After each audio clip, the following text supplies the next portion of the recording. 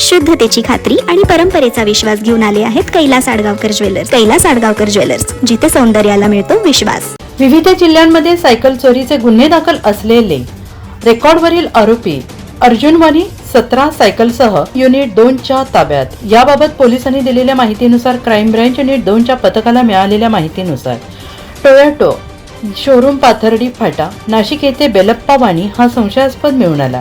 त्याच्याकडे चौकशी केली असता त्याने शहरातून 17 सायकली चोरी केल्याचे आढळून आले. त्याच्या ताब्यातून 1.5 लाख रुपये किमतीच्या 17 सायकल जप्त करण्यात आल्या. त्याच्या विरोधात बुलढाणा, अकोला, छत्रपती संभाजीनगर, नाशिक, जळगाव अशा विविध जिल्ह्यांमध्ये सायकल चोरीचे गुन्हे दाखल आहेत.